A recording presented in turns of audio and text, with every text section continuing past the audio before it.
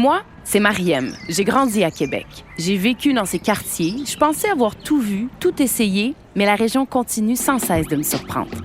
Ce que je vous propose, c'est de venir avec moi arpenter les rues et ruelles de la ville et d'échanger avec des gens qui font de la région ce qu'elle est. Au fil des rencontres, nous allons découvrir de bonnes adresses, des artistes et des secrets bien gardés. C'est aussi ça, Québec, un contenu publicitaire de Destination Québec Cité à écouter sur Radio-Canada Audio.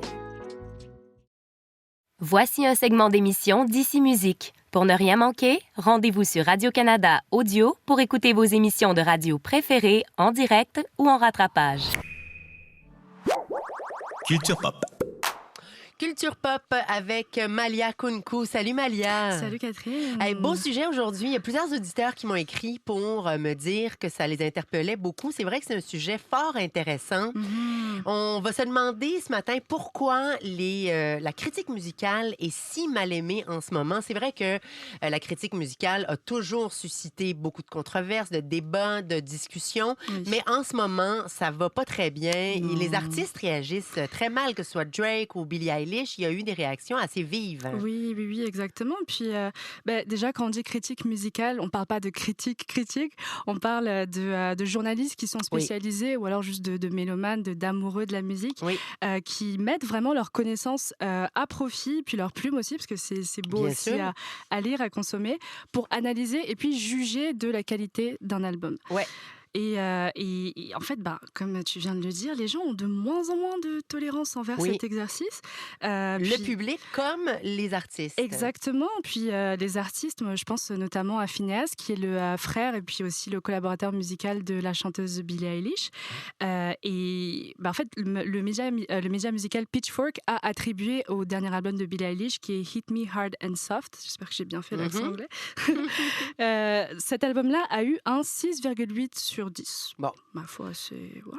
Mais pour Finneas, c'était pas assez. C'était pas assez. C'est pas une mauvaise note, mais c'était pas non plus une très bonne note. Oui, et puis moi, j'ai trouvé que c'était un très bon album, soit dit en Oui, passant. moi aussi. Puis je vous laisse en juger dans ce petit extrait. Parfait.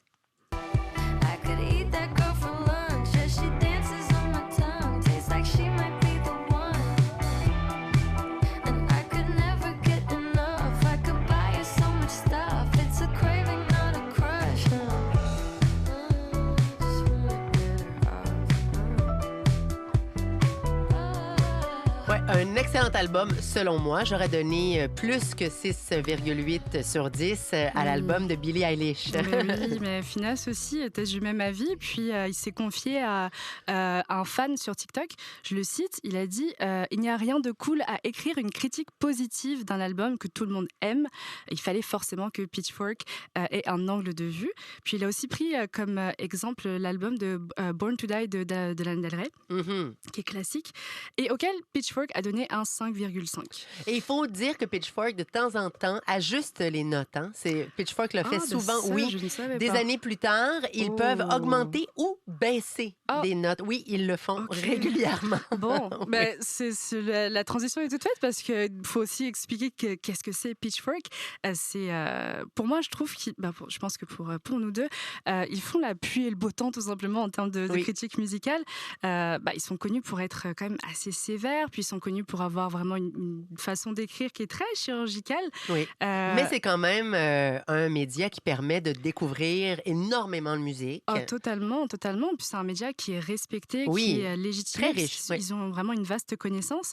Mais en ce moment, j'ai vraiment l'impression, surtout sur Internet, que le vent tourne, surtout au niveau du respect, parce que les journalistes de Pitchfork ont de plus en plus de menaces de mort, de réactions vraiment très vives. Ça va loin quand même, c'est ça, la détestation. Exactement, surtout en ligne. Je ne sais pas ce qui fait ça, si c'est de l'anonymat ou quoi, mais j'ai l'exemple de la chanteuse Halsey, qui, en 2019, en fait, elle a sorti son album Manic, qui est aussi un très bon album, mais Pitchfork lui a donné un 6,5 sur 10 et a qualifié l'album de douloureux et d'aseptisé. Et donc, avant de vous donner la réponse qui est quand même sanglante d'Halsey, je vous laisse écouter ce à quoi ressemble cet album. Oui.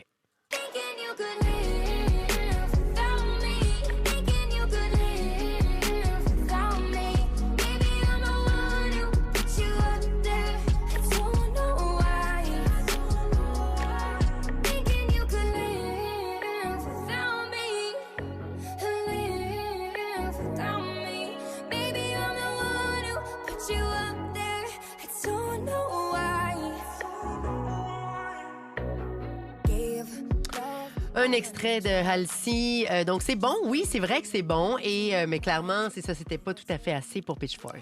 Exactement. Puis, en tout cas, c'est la moyenne pour Pitchfork, mais Halsey n'était pas très satisfaite. Puis, elle a tweeté quelque chose comme hâte que le sous-sol où se trouve Pitchfork s'écroule. Oui, bon, c'est quand même assez dur. Exactement. Puis, le plus gros bémol, c'est que, en fait, les locaux de Pitchfork sont situés dans le bâtiment qui a été construit à la place des Tours Jumelles à Manhattan. Ah oui. Donc, je te laisse oui, d'accord. imaginer. Il y a des couches de complexité. Exactement. Puis elle s'est excusée, elle a plaidé vraiment la carte de l'humour. Elle a dit que c'était une coïncidence. C'était une bévue.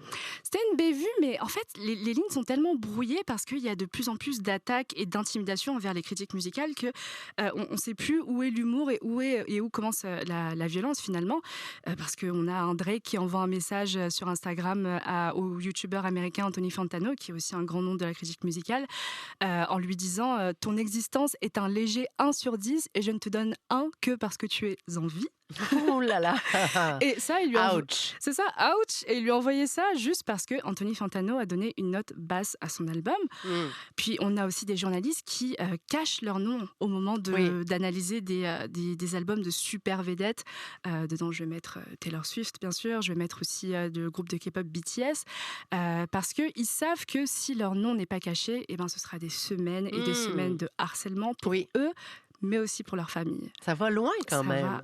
On parle de musique, là, on parle d'art. C'est ça, puis on parle de quelque chose qui doit être consommé et qui doit être critiqué finalement. Oui, et je parlais récemment d'une critique que j'avais lue dans Télérama, qui était tellement finement écrite que même si elle était très négative, c'était un pur plaisir. Et ça fait aussi partie du rôle du journaliste musical, parfois d'être en désaccord, mais d'expliquer pourquoi et de bien l'expliquer. Oui.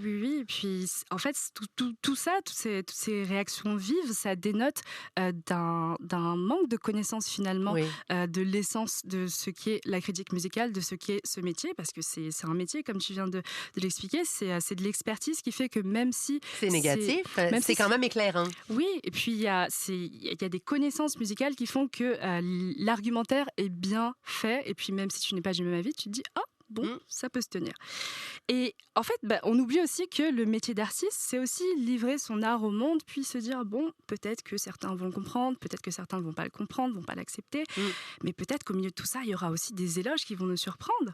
Puis en ce moment, moi, je l'écoute en boucle, donc j'étais obligée de la mettre dans la chronique.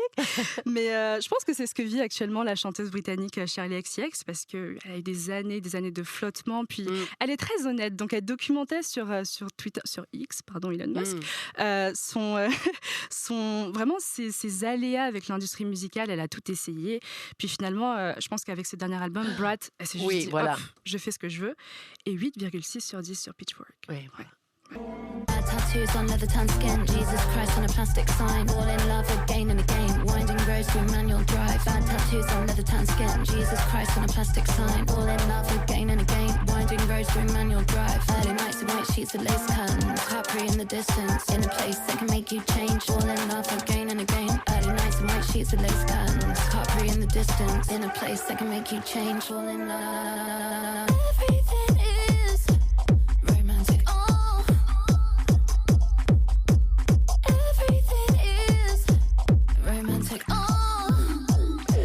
Faut dire que Charli XCX, dans les listes des chansons de l'été 2024, les médias du monde entier s'entendent pour dire que Charli XCX fait partie vraiment des meilleurs albums de mi-année, en tout cas. Oh, c'est un excellent album. Je pense que même en décembre, on pourra toujours dire que c'est un excellent album. Je peux presque déjà dire que ça va se retrouver dans mon top de l'année. Oh oui, mais moi, je vois le Grammy. En tout cas, je l'espère. Je l'espère très fortement. Mais tout ça pour dire qu'il n'y a pas forcément... Quand on dit critique, c'est pas forcément tout le temps négatif. Puis comme tu le disais tout à l'heure, on peut quelquefois avoir des connaissances nouvelles qui nous donnent une appréciation renouvelée en fait de ce qu'on est en train de consommer, peut-être qu'on n'a pas un avis positif sur l'artiste ou sur l'œuvre, et puis on lit et puis on se dit j'avais pas considéré ça, puis ça ouvre en fait nos horizons. Et parfois, on peut dire, je suis en total désaccord avec cette critique, mais justement, ça me donne envie d'aller explorer encore plus. C'est ça, c'est que ça ouvre des portes, des fenêtres. Exact. Puis ça permet aussi d'avoir une vision presque 3D en fait de ce qu'on est en train de consommer. Moi, j'ai la chanson Candy de Rosalia que déjà j'aimais énormément. Puis là, récemment, j'ai appris que c'était une reprise du titre Archangel du groupe Electro Burial, qui est vraiment très établi dans le UK Garage, vraiment tout ce qui est électronique. Et finalement, c'est cette chanson que j'aime le plus. Oui. Donc, puis il y a aussi Ariana Grande qui a son dernier album qui s'appelle Eternal Sunshine, qui est en lien avec le film Eternal Sunshine of the Spotless Mind, qui est sorti en 2004. De Michel Gondry. Exactement. Puis dans son vidéoclip Yes and, il y a des petits Easter eggs de ce film qui référencent ce film-là. Donc tout ça, c'est des tout petits trucs qui vraiment ajoutent à l'expérience. Et moi, ça, je l'aurais vraiment jamais su si je n'avais pas lu une critique dans le média NME. Donc, voilà, une critique n'est pas forcément... Non, on apprend plein de choses. Exactement. Mais quelquefois, une critique peut aussi être une critique. Et elle peut aussi être extrêmement acerbe. Oui. Moi, j'ai de l'empathie envers Katy Perry. Oui. Ouais. Qui a sorti une chanson En tout cas, elle a sorti une chanson qui s'appelle Woman's World, qui se veut être féministe, mais d'après ce que apparemment, c'est satirique. En tout cas, elle a sorti cette chanson qui unanimement n'est pas aimée. Et The Cut n'a vraiment pas mâché ses mots, je les cite. The Cut qualifie Katy Perry de relique des années 2010, de pop star fanée qui tente frénétiquement de retrouver sa pertinence. Ouais. Ça fait mal. Ça fait vraiment mal. Puis... je comprends qu'on craigne aussi pour la mauvaise réputation en fait, que ce genre de commentaires peuvent nous faire et peuvent faire à notre œuvre, surtout si c'est véhiculé par des noms influents. On parlait d'Anthony Fantano, on parle de Pitchfork, The Cut. Ça a quand même un poids quand The Cut dit tu es une pop star qui devrait rester en 2010. Oui, voilà. Et c'est terminé pour toi. Et c'est terminé pour toi. Mais moi, je pense qu'avoir de l'influence, ça ne veut pas forcément dire avoir le dernier mot sur ce que l'auditeur va écouter. Bien sûr. Donc, il se peut qu'il y ait une critique qui soit extrêmement élogieuse, par exemple de Beyoncé, Cowboy Carter. Moi, j'ai pas du tout aimé. Pourtant, je suis très, très grande fan de Beyoncé. Oui, tu l'es, on le sait. On le sait. Mais j'ai lu des critiques qui étaient très élogieuses, qui disséquaient l'album. J'ai des amis qui me font une propagande constante pour cet album, mais ça ne rentre pas. Mes oreilles disent non. Mais bon, pendant ce temps, moi, je me console en me disant que peut-être que Beyoncé va un jour revenir vers un son un peu R&B et house comme Renaissance. Puis là, je serai vraiment la plus heureuse au monde. She comfortable in my skin, cozy with who I am, comfortable in my skin, cozy, comfortable in my skin, feet up above your sins, I love myself, goddamn, cozy, so cozy, I love me, they hate me, because they want me.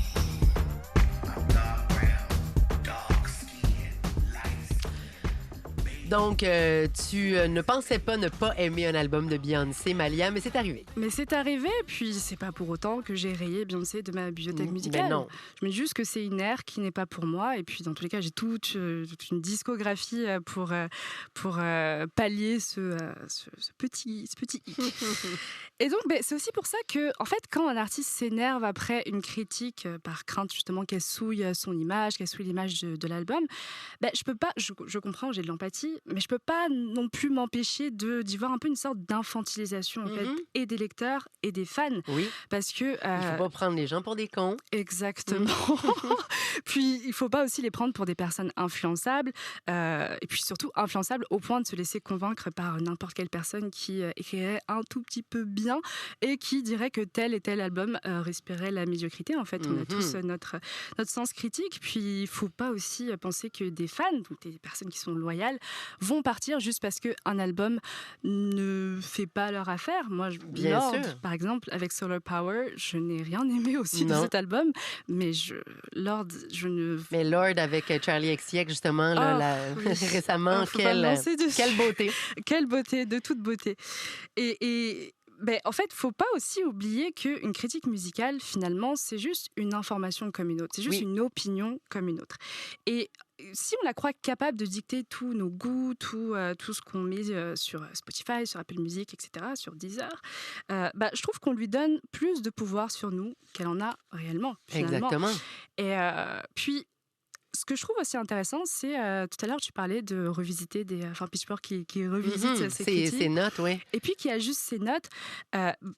Peut-être que ce média ajuste ses notes parce que ils se sont rendus compte que avec le recul, parfois on a un autre éclairage et on a une autre vision d'un album. Oui, parce que la critique qui se fait vraiment à la sortie, on n'a pas ce recul-là. On n'a pas ce notre avis peut changer. Il peut changer, puis c'est surtout le reflet d'une époque. Certaines critiques sont très, très, très réfractaires à certaines sonorités parce qu'elles sont nouvelles, parce qu'on ne comprend pas trop ce qui se passe.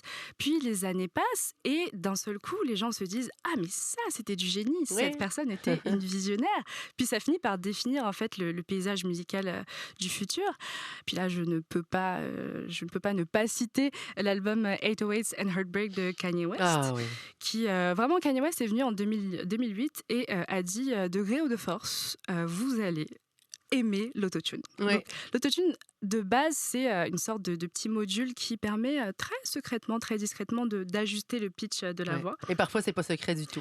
Parfois, c'est pas secret, mais je pense qu'il y a vraiment une démocratisation en fait de ce fait d'assumer, de mettre l'autotune à fond et vraiment de jouer avec ces mélodies qui rendent la voix un peu surnaturelle. Robotique. Exactement, il y a vraiment quelque chose de mélodique avec ça. Puis c'est arrivé vraiment de façon massive et mainstream avec cet album.